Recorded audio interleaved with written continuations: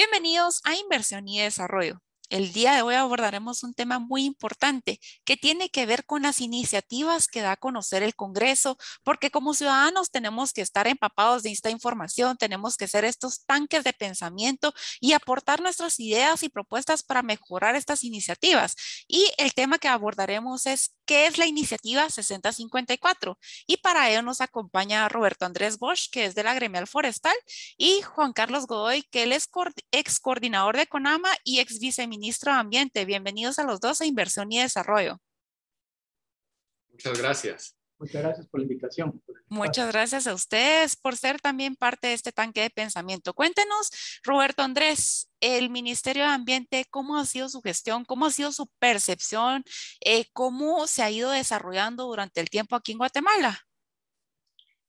Pues yo creo que de esa pregunta yo puedo responder como cualquier ciudadano que conoce que Guatemala tenemos pues mucha contaminación de aire, contaminación de ríos y contaminación por desechos sólidos, que no es algo que creo yo también que como guatemaltecos debemos de culpar a un ministerio, pero sí es algo que son oportunidades, creo yo, para un ministerio para mejorar muchísimo la situación de Guatemala, para tomar un liderazgo propositivo, para unir a sectores, para hacer proyectos de mejora, porque sí hay mucha mejora necesaria. Entonces, desde ese punto de vista, pues vemos, creo yo, con muchas ansias de mejorar todos esos temas ambientales tan básicos en Guatemala. Pues la ejecución propiamente del Ministerio de Ambiente no la conozco a detalle, pero ese es el punto de vista, como tratar de hacer algo mucho más inclusivo y propositivo y en búsqueda de soluciones, porque estoy seguro que muchísimos guatemaltecos, todos los diferentes participantes del sector ambiental, nos interesa colaborar y sumar a ese tipo de actividades que perfectamente podría liderar un Ministerio de Ambiente.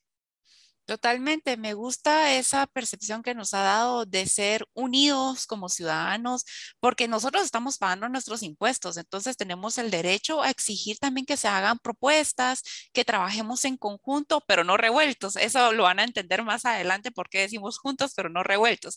Pero también tenemos que aportar esas ideas para que pueda mejorar estas gestiones de los ministerios. Ahora cuéntenos, Juan Carlos, ¿qué es esa iniciativa del 6054 que ha causado mucho revuelo y ha llamado la atención de varias organizaciones e instituciones? Bueno, mira, y no solamente está la iniciativa 6054, sino hay algunas otras 2 o 3 iniciativas que parecieran que son un paquete de iniciativas que desde mi perspectiva son iniciativas que pretenden más que fortalecer las instituciones, desarticularlas y debilitarlas aún más, bajo quizá el pretexto de modernizar las instituciones o bajo el pretexto de agilizar procesos. Esta iniciativa 6054 particularmente plantea pues borrar el mapa, desaparecer la junta directiva del Instituto Nacional de Bosques, pretende desaparecer el Consejo Nacional de Áreas Protegidas. Es decir, es una iniciativa muy fuerte porque implica anular las personerías jurídicas del Instituto Nacional de Bosques y del Consejo Nacional de Áreas Protegidas. Al desarticularlas de esa manera, suprimir la Secretaría Ejecutiva del CONAP, suprimir el CONAP como tal y el INAP como tal y pasar las responsabilidades del Estado en la gestión de los bosques y en la gestión de las áreas protegidas a un ministerio, pues implica muchísimas cosas. Implica pues pasar por un proceso de liquidación de las instituciones, porque tienen su personería jurídica, tienen contratos firmados, pues tienen obligaciones como instituciones. Y, por ejemplo, la iniciativa no plantea en ningún momento ese proceso de liquidación. Los que ya tenemos algunas canas y hemos pasado por procesos similares hace muchos años, sabemos que esos procesos duran hasta 2 años y que implican tener incluso presupuesto especial para liquidar a todo el personal de las instituciones. Implica generar un proceso de articulación, por el otro lado, de contratación de nuevo personal, etcétera, etcétera. Entonces, es una iniciativa fuerte, seguramente que implicará 3/4 partes de las votaciones en el Congreso de la República. Pero quizá quisiera subrayar y jalar un poco el hilo conductor que planteó Roberto. La gestión ambiental no es responsabilidad de una sola institución. La gestión ambiental es y debe ser un proceso social, un compromiso ciudadano que pasa por lo individual, por la familia, por la comunidad, por la empresa.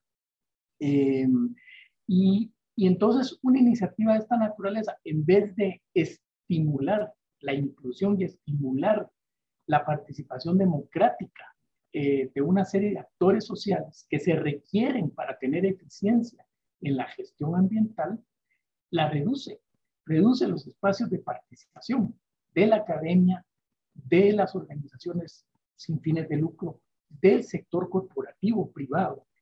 Entonces, perdón, pero ¿qué estamos haciendo? O sea, en vez de generar plataformas e instrumentos que generen un movimiento social, empresarial, etcétera, para mejorar la gestión ambiental, se pretende centralizar la institucionalidad, perder esos espacios de participación, aumentar la discrecionalidad de pocos actores para conceder permisos, para conceder licencias, para quitar multas, para pasar contratos de unos a otros grupos de interés. Completamente. Entonces ahí vemos la importancia de que los ciudadanos tienen que estar informados, leer las iniciativas, opinar para dar esas propuestas que puedan apoyar y no solo dejarse llevar por estos paquetes que usted nos indica de que hay un paquete de iniciativas que lo que buscan es tener un objetivo diferente al que se muestra en papel, ¿verdad? Y que puede tener también retrocesos en estas instituciones que han logrado varias cosas durante los años y que algunas de las preocupaciones que se pueden ver en los ciudadanos y estas organizaciones es que dicen de que se puede politizar estas instituciones o puede haber corrupción también o tener un menor gestión al estar integrada a un Ministerio de Ambiente, ¿verdad? Ahora cuéntenos, Roberto Andrés, ¿qué es el INAV? Que ya lo mencionó Juan Carlos a grandes rasgos, pero ¿qué logros ha tenido el INAV durante el tiempo? Muy bien, sí, bueno, el INAV es el Instituto Nacional de Bosques, que es creado por la ley 101/96 y nace pues esa institución autónoma descentralizada que digamos, su dirección es ejecutada por la Junta Directiva, que es una junta multisectorial en donde está incluida el gobierno central representado por el Ministerio de Agricultura y el Ministerio de Finanzas. Están las municipalidades, están las universidades, están los grupos ambientalistas, está el sector privado, digamos, productivo, como la gremial forestal, y está la ENCA también. Entonces, el INAV es esa institución que integra y suma a todos estos importantes actores del sector forestal de Guatemala. Sus logros han sido muy notables a través de 25 años. La ley es del 96, pero el INAV comienza a funcionar en enero de 1997. Entonces ya tiene 25 años y contando. Sus logros son arriba de 500,000 hectáreas bajo manejo. Eso es bajo muchísimas modalidades distintas, que es parte de lo interesante porque No todo se trata exclusivamente de reforestación o de plantaciones industriales. Ahí hay temas de plantaciones energéticas, hay temas de restauración de mangle, que son temas muy complicados, por ejemplo. Hay temas de áreas protegidas, hay temas de semillas, digamos, proyectos para hacer huertos semilleros. Entonces es muy amplia la cantidad de modalidades para hacer proyectos de incentivos en el INAV. Eso es una parte. Los incentivos han sido una herramienta aplicable en campo que obviamente ha estimulado a muchísimos usuarios al sector forestal y ha generado un crecimiento enorme del sector forestal. Eso permite que cualquier guatemalteco, como empresa, como individual, como grupo organizado, municipalidad, etcétera, de la micro a la macroempresa, pueda participar en este tipo de proyectos, y eso pues jala a las personas al sector forestal y genera una economía. Entonces están todas esas hectáreas. El INAV también, el desarrollo de esos procesos puede quizás jactarse de que ha ido cambiando la tendencia de la deforestación que se conocen en las cifras de Guatemala, que era alarmante a principios de los años 90. Entonces la tendencia ha ido hacia la mejora en reducir esa deforestación neta del país. El INAV, por ejemplo, también ha desarrollado oficinas municipales forestales en más de 300 municipios. O sea, prácticamente está presente articulando con las municipalidades a nivel de todo el país. Sí, por lo que veo entonces de que ha tenido muy buena gestión durante el tiempo y ha sido reconocido a manera internacional también, y que incluye también ese tema multisectorial donde toma en cuenta a varias organizaciones, instituciones, ministerios, y por lo que veo su esencia no puede ser solo englobada en un ministerio de ambiente, y si está funcionando bien, ¿para qué tocarlo? ¿Para qué arruinarlo? ¿Verdad? Entonces hay que dejar que esté funcionando si lo está haciendo bien. Vamos a hacer un corte y luego continuamos con inversión y desarrollo.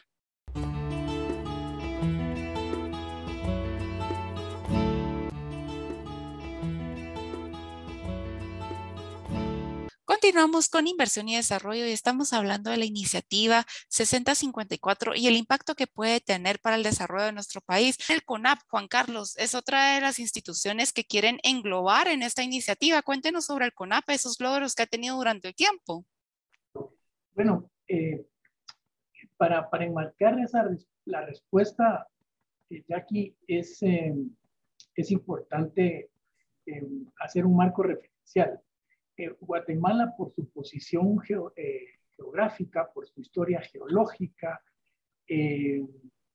es uno de los 20 países mega biodiversos del planeta. Es decir, las condiciones topográficas, climáticas en Guatemala han definido que este país tenga muchísimas más especies de plantas y animales que países muchísimo más grandes que Guatemala. Y esto es un reconocimiento mundial de la importancia de cuidar la biodiversidad, de cuidar la cobertura arbórea de Guatemala, porque prácticamente es un patrimonio universal. Eso hay que tomarlo en cuenta porque entonces el CONAP pues nace a la vida jurídica a partir del decreto 489 a principios del año 89, justamente con el propósito de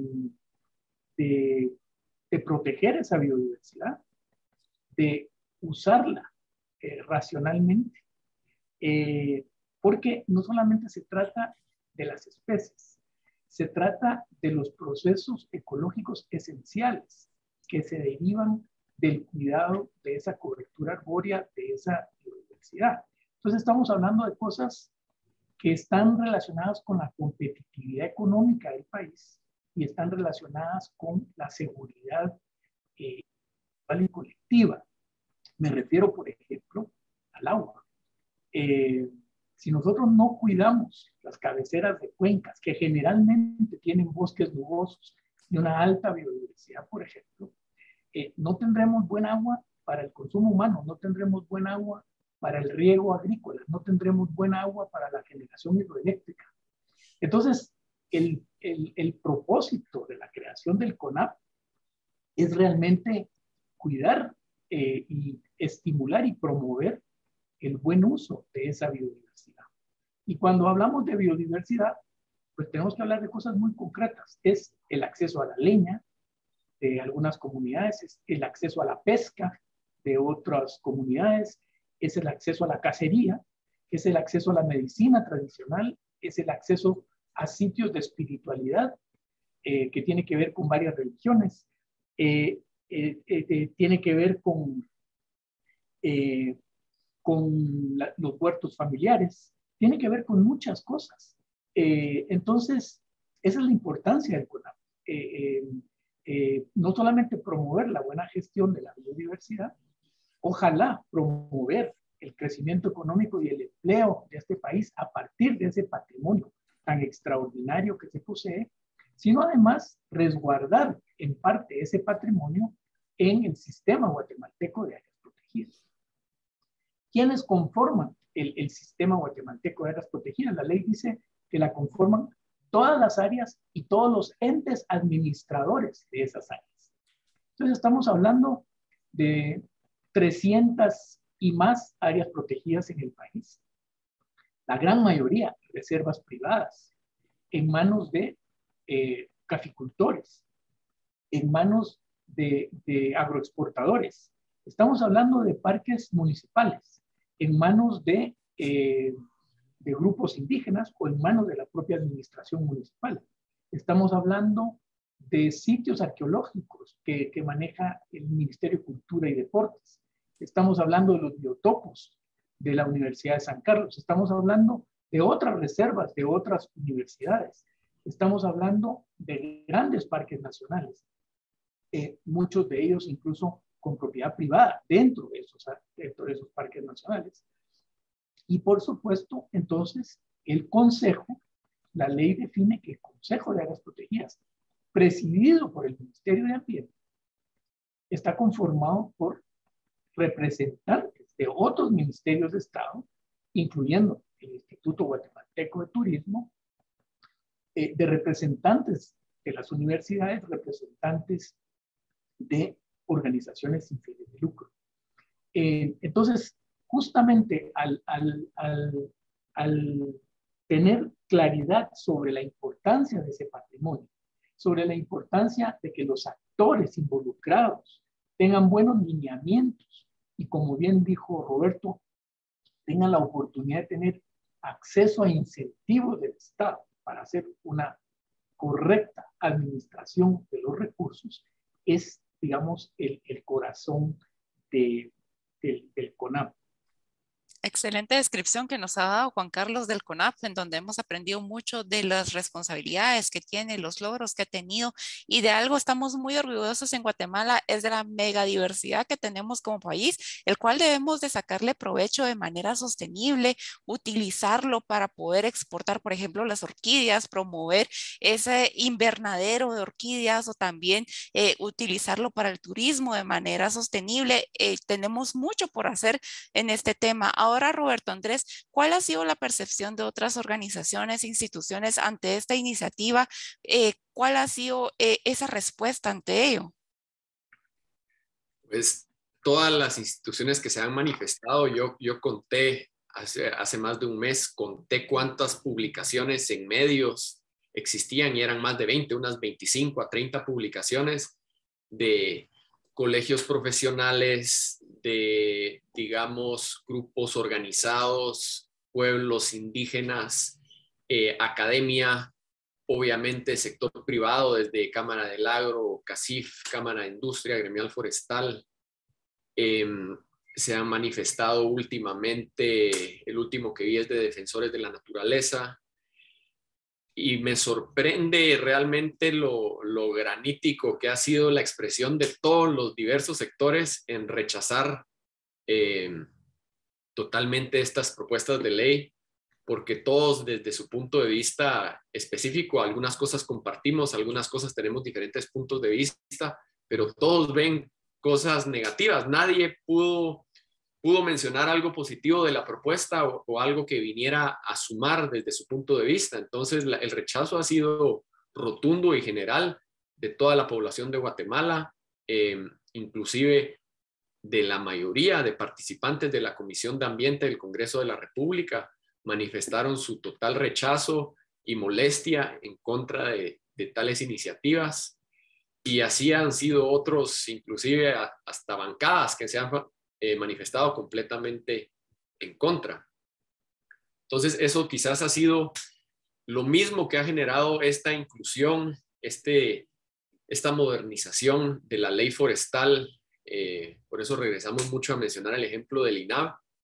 Es eso, de integrar, de permitirnos un foro a todos los sectores, de platicar, porque hay muchísimas cosas en las que no estamos de acuerdo, pero tenemos un lugar a donde las vamos a trabajar y un sistema en donde llegar a conclusiones productivas y constructivas para Guatemala.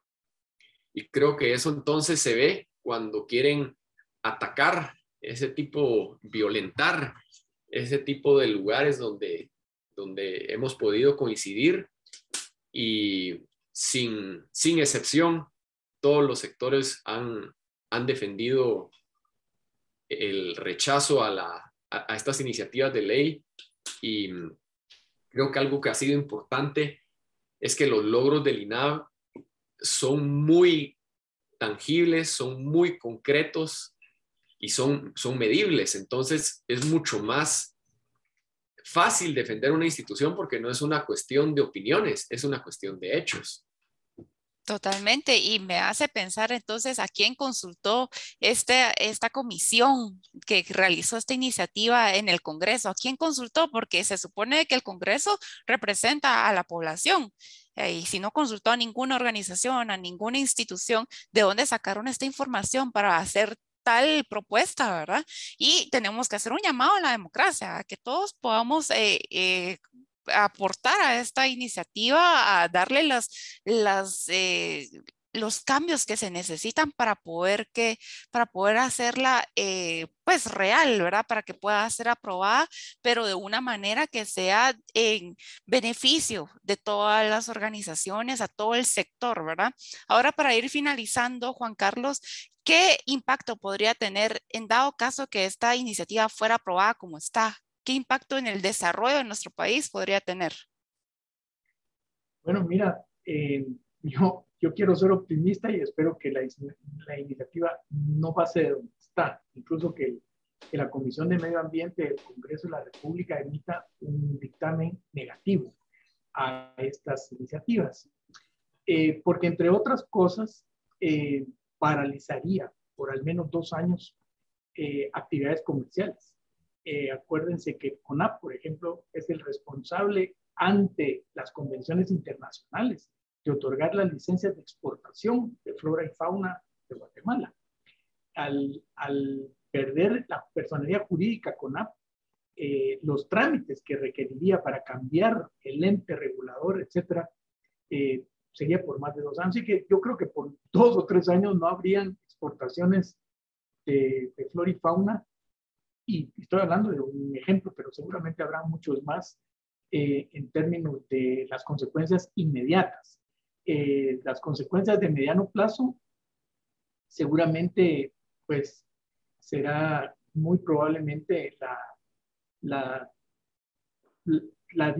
el aumento de la discrecionalidad y lo que eso implica en la gestión ambiental, en el otorgamiento de concesiones, en el otorgamiento de licencias, etcétera.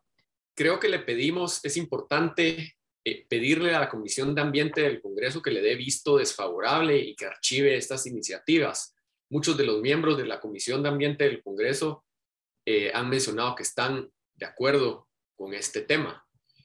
Y para no desperdiciar todo este tiempo tan costoso de todos los actores del sector forestal, que en vez de estar trabajando y haciendo el desarrollo sostenible tan necesario, especialmente en estos tiempos de recuperación de pandemia, dedicar todo este tiempo, yo les diría que la comisión exhorte al Ministerio de Ambiente a que facilite el proceso que hablaba Juan Carlos de retomar el tema de INVAP y hacer una propuesta de ley que sea productiva, moderna y positiva para Guatemala, porque realmente no estamos para dedicar tiempo para estarnos peleando por ideas limitadas que surgen, sino al contrario, somos muchísimos actores, es muy amplia la base del sector forestal, tenemos mucho expertise y muchas ideas y estamos listos para trabajar y para hacer mejores propuestas. Lo único que necesitamos desde los ministerios y el Ejecutivo es que nos faciliten ese proceso y que nos den la luz verde para hacerlo, y eso no los excluye en ningún momento.